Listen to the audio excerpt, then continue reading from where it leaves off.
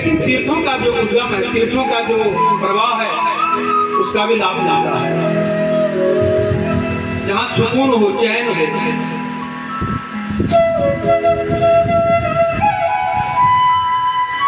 जब भागवत मंडप बनते हैं ना, भागवत मंडप ऐसी जगह में बनने चाहिए जहां बाहर से कोई विक्षेप ना हो, सिर्फ और सिर्फ सुनाई दे। तो सिर्फ क्या सुनाई दे?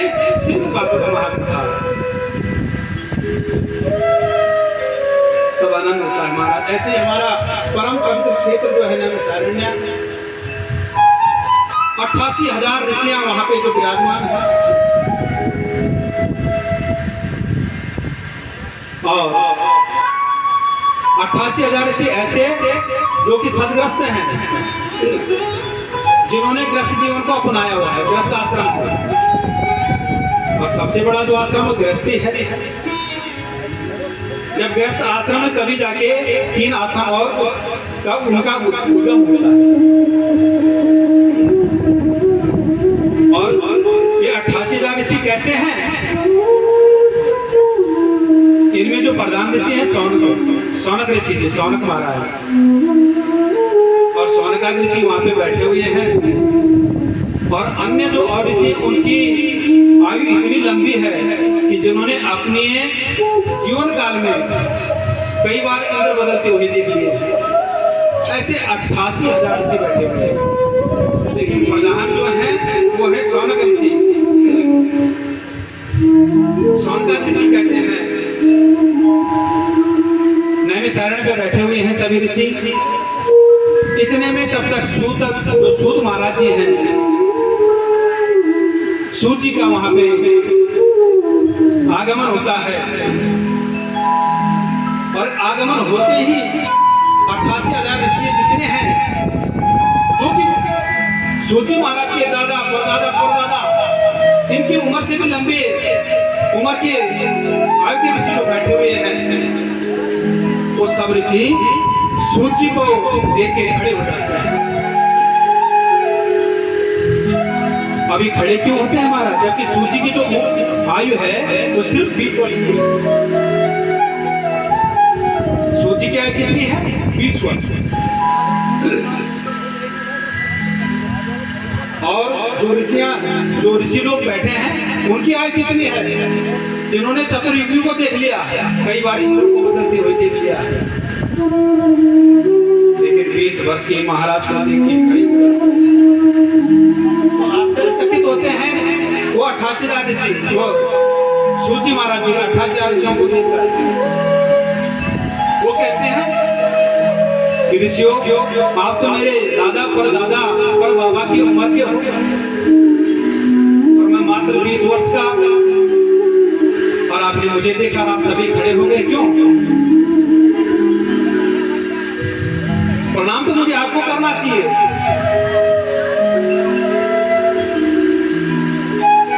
आप क्यों प्रणाम कर रहे हो? लेकिन 88,000 ऋषि बड़ी सुंदर बात कहते हैं। ओ कोई धन बिरदा, कोई बल बिरदा, ओ कोई आयु बिरदा, तथैव च ते सर्वे अपि ज्ञान बिरदाश्च किंकरा शिष्य किंकरा। 88,000 ऋषि क्या कहते हैं कि कोई धन बिरदा महाराज, कोई धन में बड़ा हो, कोई बल बिरदा, कोई बल में बड़ा हो, और कोई आयु बिरदाश्च तथैव च, आयु में कितना भी बड़ा कोई क्यों न हो। लेकिन क्या कहा है? ते सर्वे अपि ज्ञान बिरदास किंकरा शिष्य किंकरा। किंकरा कहते इच्छुक, हम तो किंकरा हैं, हम तो आपके शिष्य हैं। क्योंकि सबसे बढ़कर कौन होता है? ज्ञान। अगर कोई 5 वर्ष का बालक हो और ज्ञान से भरपूर हो, उसके पैरों में महाराज प्रणाम कर देना चाहिए। ऐसे मत देखो कि छोटा। ज्ञान बिरदास, इसलिए कहा गया सूत जी आप तो 20 वर्ष के बोल रहे हो, लेकिन आप क्या हैं? आप तो बहुत बड़े ज्ञानी हैं,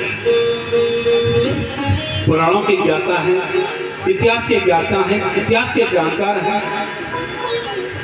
शास्त्रों के जानकार हैं। आपसे बढ़कर कौन है?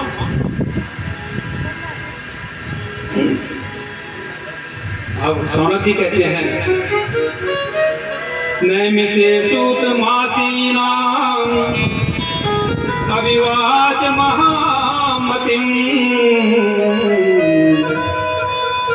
कथामृत रसास्वादं कुशला सौनका ब्रवीत्। नैमिषे सूत मासीनां अविवाद महामतिम्। आप तो महामती हैं। महामती किसको कहते हैं? महा माने बहुत बड़ा, मति माने बुद्धि, जिसकी बुद्धि बड़ी बड़ी। बुद्धि बड़ी किसकी होती है? जो ज्ञान से भरपूर होता है महाराज, जो मार्गदर्शन करता है, जो धर्म का प्रचार करता है, जो अंधकार को दूर करता है, उसी का नाम तो महामतिम है। उसी को तो महामतिम कहा गया है। और ये महामतिम सूत जी, आप कहते हो कि मैं छोटा हूं, आप तो पूरी जगत में सबसे बड़े हो, इस मृतलोक में सबसे बड़े हो, क्योंकि अज्ञान ध्वांत विध्वंस कोटि सूर्य समप्रभा सूताख्याय कथा सारम मम कर रसायना। अज्ञान ध्वांत, अज्ञान कहते हैं जो अज्ञानी होता है, ध्वांत उसको दूर करना, उसका नाश करना। आप तो वो है जो अज्ञान का नाश कर देते हो। और कोटि सूर्य समक प्रवाह, कोटि कहते हैं करोड़ों को, सूर्य कहते हैं जो प्रकाश, सूर्यमयी जो प्रकाश देता है, करोड़ों सूर्य के समान जो प्रकाश आप प्रकाशित करते हो, जो कोने कोने का अंधकार भी दूर कर देता है। ऐसे महामतिम को हम प्रणाम करते हैं प्रभु।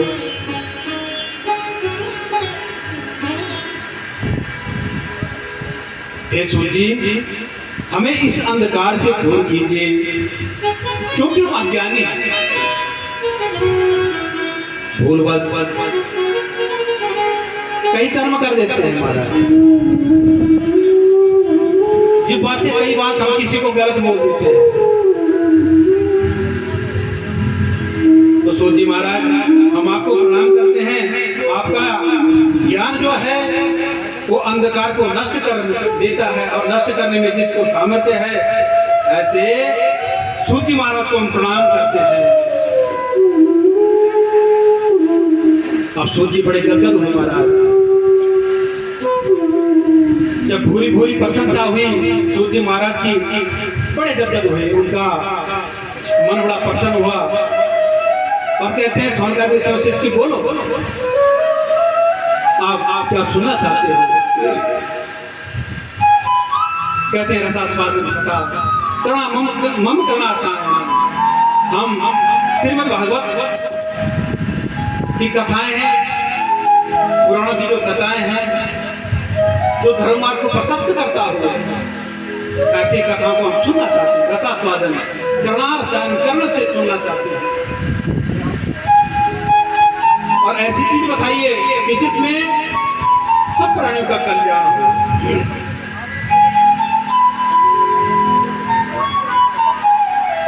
बड़े भाग मानुष तन पावा, बड़े भाग से ये मनुष्य रूप मिलता है। और सूत जी, हमारे अज्ञान को दूर करने के लिए हमें कथा का रसास्वादन करवाइए, पान करवाइए। महाराज सूत जी महाराज जी कहते हैं, आपने बड़ा अच्छा प्रश्न किया, और प्रश्न आपने नहीं किया, पूरे जगत के कल्याण के लिए किया। मैं तुम्हें भी प्रणाम करता हूँ। बहुत कम व्यक्ति होते हैं जो सबका भला चाहते हैं, बहुत कम। ऐसे सूची महाराज कह रहे हैं, कहते हैं कि देखो अनेकों पर्वतीय हमारे जो बढ़नी है, ये कैसी बढ़नी है? दुष्ट पर्वतियां हो रही है। मनुष्य रूप में आने के बाद भी हमने क्या किया है? भगवान का स्मरण नहीं किया है, भूल गए हैं। तो सूजी महाराज आप हमें बताइए कि कल्याण हो तो कैसे हो? सूजी कहते हैं कि समय का दुरुपयोग नहीं करना चाहिए। हे ऋषियों, समय का दुरुपयोग मत करो, समय अनुसार कर्म करते रहो, भगवान का स्मरण करते रहो, तो निश्चित भगवान की प्राप्ति होगी और जीवन हमारा क्या होगा? सफल होगा। सूजी कहते हैं जहां पे भी धर्म का कर्म हो वहां अपने अपना भाग देना चाहिए। कोई तन से दे, कोई धन से दे, कोई मन से दे। अगर इस प्रकार से आप चलते रहोगे तो आपका जीवन सफल होगा, नहीं तो क्या है?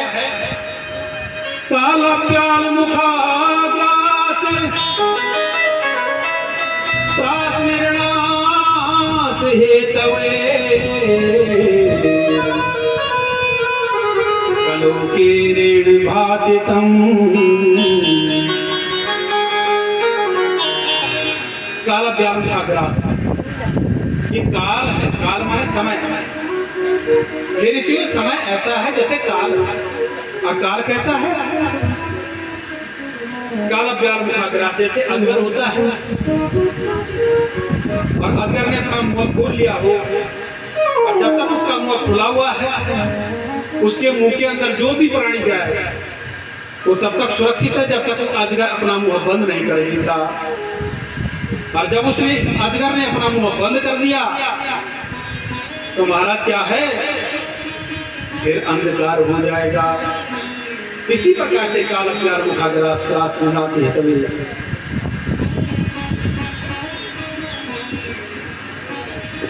माने कि काल जो है, हम सब लोग काल के गाल में हैं, काल के गाल में बैठे हुए हैं और समय के अनुसार काल क्या करता जा रहा है?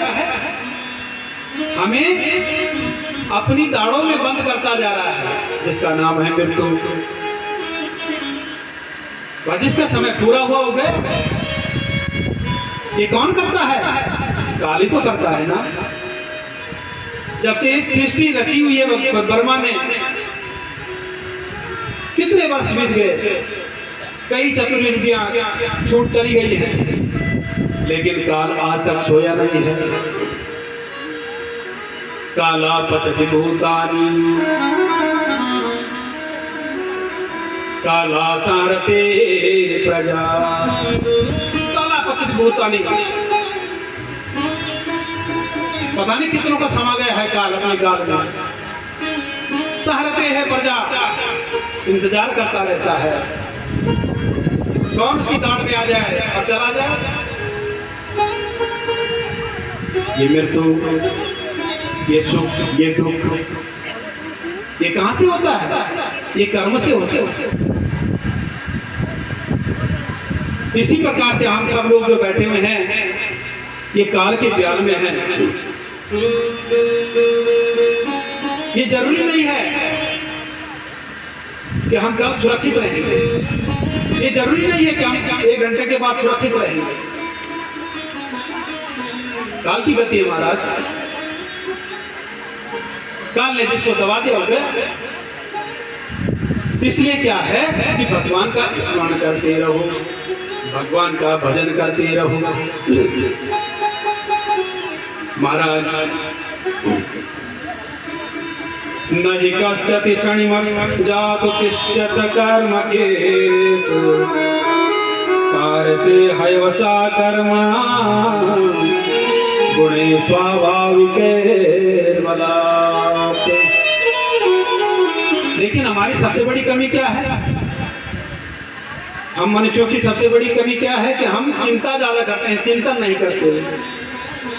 और अगर चिंतन करेंगे तो चिंता नहीं होगी, और अगर चिंता करेंगे तो क्या होगा? चिंतन नहीं होता। तो चिंता को मिटाओ और चिंतन को बढ़ाओ। यही तो हमें श्रीमद् भागवत महापुराण सिखाता है कि जीवन को हमको किस तरीके से जीना है। यही तो हमें शास्त्र बताते हैं। शास्त्र ने, पुराणों ने पहले से ही मार्ग प्रशस्त कर रखा है ताकि हमारा जीवन क्या है? सुखमय हो। तो सूची कहते हैं कि देखो, भागवत की कथा का जो श्रवण का अधिकारी होता है वो तो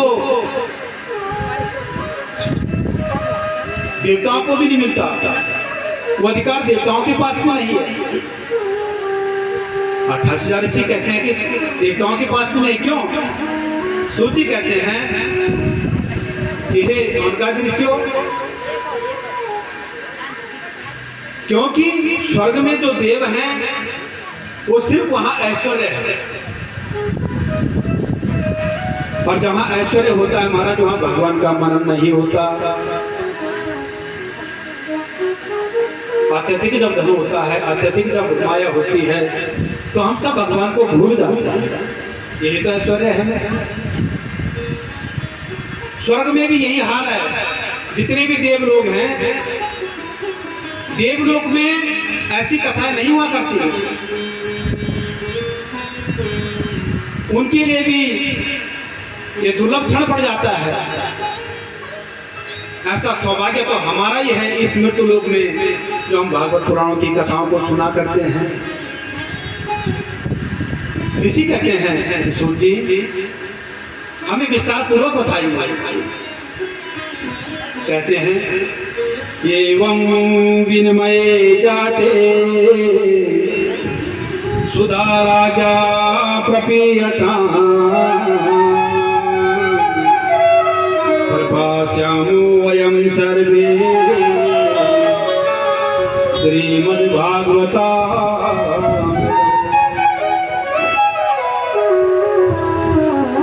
हे सूची, एक बार सुखदेव जी महाराज राजा परीक्षित को कथा सुना रहे थे। ये सूची कह रहे हैं,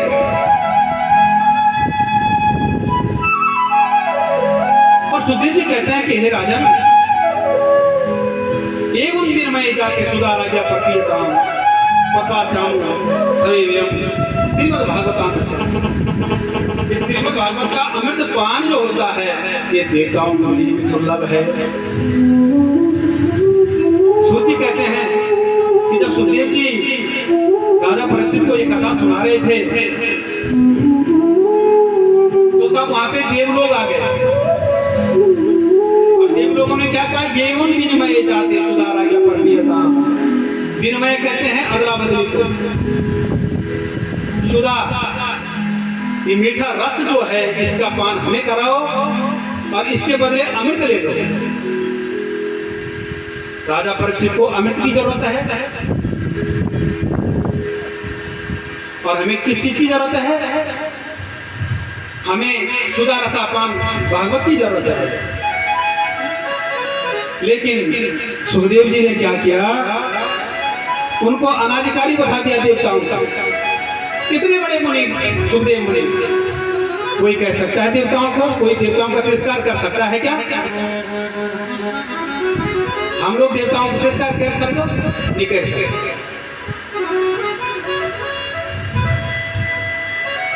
भगवान के मंदिर में जब हम जाते हैं ना, अनेक देवताओं की वहां पे मूर्तियां होती है कि नहीं होती?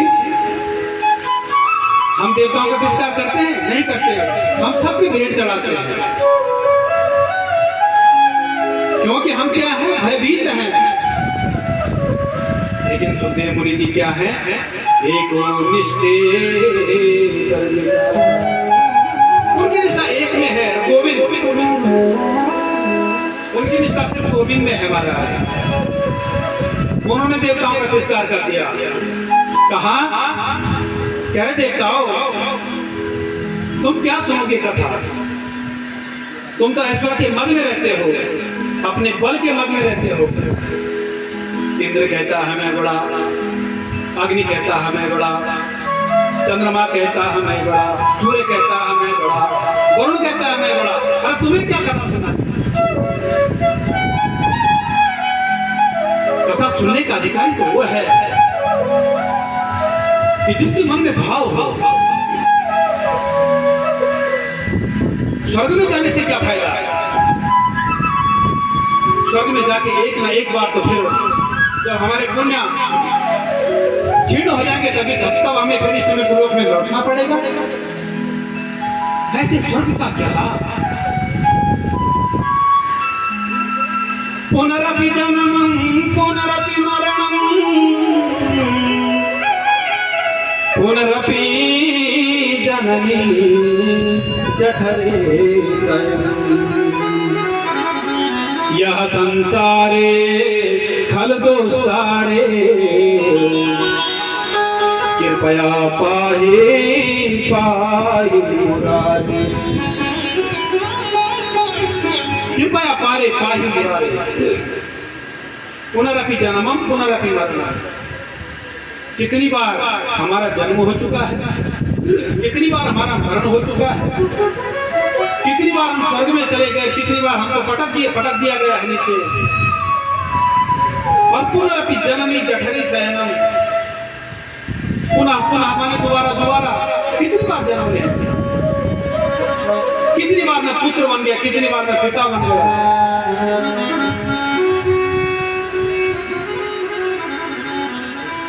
पर पुनरपि जननी जठरे शयनम। जननी कहते हैं माता को जो गर्भ धारण करती है। जठरी गर्भ, शयनम माने सोना। कितनी बार माँ के गर्भ में मैं सो के और मैंने जन्म ले लिया है। जब माँ के गर्भ में बच्चा आता है ना तो हमारा उसको बहुत तकलीफ होती है। बड़ा अंधकार होता है, माँ का जो गर्भ होता है वहां अंधकार अंधेरा रहता है।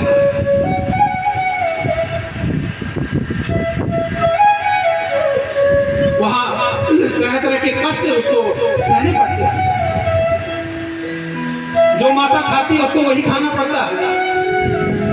माने अन्न खाया, अन्न का स्वाद भी लेता है, मलमूत्र का स्वाद भी लेता है, निष्ठा का भी ग्रहण करता है। ऐसे गर्भ की कल्पना की गई है। इसी तो लिखा है पुनरपि जन्मं पुनरपि मरणं। अरे कितनी बार इस गर्भ में आए, कितनी बार हमारा मरण हो। एक बार हमें मोक्ष दे दो, कृपया पारे पाहि मुरारी। हे गोविंद, ऐसी कृपा करो कि मुझे बार बार इस जन्म मरण से छुटकारा मिले और मुझे मोक्ष की प्राप्ति हो जाए। ऐसा कुछ उपाय करो। इसीलिए देवताओं को ठुकरा दिया सुखदेव जी ने। भक्तास विज्ञाय नाददो सा कथामृतम् श्रीमद्भागवते वार्ता सुराणामपि दुर्लभम्। अभक्तास, आप तो अभक्त हैं, देवताओं को ये दुर्लभ है। मैं कथा सुनाऊंगा तो सिर्फ परीक्षित को सुनाऊंगा, तुम्हें नहीं। उनका हमें तो वापस कर दिया।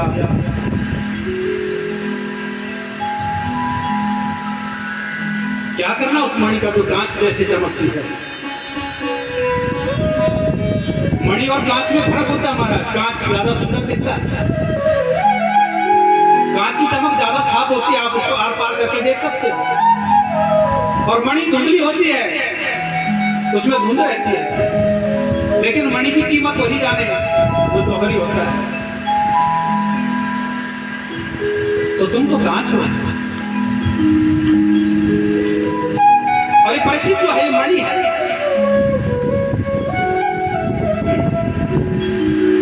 अब सुखदेव जी ने जब देवताओं को ठुकरा दिया तो सभी देवता लोग कहां चले गए?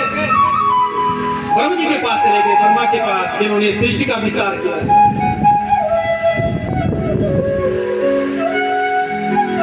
कहते हैं ब्रह्मा जी, हम सुखदेव मुनि के पास गए थे कथा सुनने के लिए, उन्होंने हमें ठुकरा दिया। ब्रह्मा जी कहते हैं मुनि ने ठुकरा दिया है देवताओं को, क्यों? कहते हैं कि हमें कहा कि तुम इसका अधिकारी नहीं हो, तुम कथा सुनने का अधिकारी नहीं हो। ब्रह्मा जी कहते हैं श्रीमद् भागवत कथा सुनने के अधिकारी तुम नहीं, क्यों ऐसा कहा? कहते हैं कि हमें वापस कर दिया, कहा अपना अमृत का घड़ा लेके चले जाओ। ये विनिमय, मुझे ये विनिमय नहीं करना है, ऐसा सौदा मुझे नहीं करना है। और देवता लोग चले गए। ब्रह्मा जी ने अपने अंतरात्मा में झांक के देखा और धर्म का तराजू पकड़ा। संस्कारित जो धर्म का तराजू है उसको पकड़ा और उसमें एक पलड़े में क्या रख दिया? श्रीमद् भागवत पुराण। इसको हम पुस्तक नहीं बोल सकते, किताब नहीं बोल सकते, पोथी नहीं बोल सकते, ये साक्षात परम ब्रह्म है। बोलिए श्रीमद् भागवत महापुराण की। ये साक्षात परम ब्रह्म है। ये बड़ी भाग्य की बात होती है जहां ये पुराण वाची जाती है। ये बड़े भाग्य की बात होती है जिन कुटुंब परिवारों के माध्यम से, जिनके निमित्त ये श्रीमद् भागवत महापुराण होता है। ब्रह्मा जी ने तराजू पकड़ के तोला, एक तरफ रख दिया श्रीमद् भागवत महापुराण और एक तरफ रख दिए संसार के जितने भी साधन हैं। अब जब तुलना शुरू किया हमारा, तो परिणाम क्या निकला? जिसमें श्रीमद् भागवत महापुराण विराजित है वो पलड़ा नीचे चला गया और जिसमें साधन है वो ऊपर हो गया। जबकि होना तो ऐसा चाहिए था कि साधन इतने भारी होते हैं कि अगर उनको तुम तराजू में रखोगे तो तराजू उठेगा ही, लेकिन वो क्या हो गया? हल्का हो गया। और श्रीमद् भागवत महापुराण झुक गया नीचे। झुकेगा वही ना जिसमें वजन होगा। पुनः एक बार फिर से बोलिए श्रीमद् भागवत महापुराण की जय। ऐसी कृपा भागवत महापुराण की। अब ब्रह्मा जी क्या है? विस्मय में पड़ गए। लघुन्यानि जातानि गौरवेणिदं महत् तदा ऋषिगणा सर्वे विस्मयं परमं यम्। ब्रह्मा जी विस्मय में पड़ गए। विस्मय कहते हैं आश्चर्यचकित है, बुद्धि विस्मृत हो गई। कहते हैं पुराण अंतरात्मा में, अंतर दिव्य दृष्टि से जब उन्होंने पुराण को देखा तो उन्हें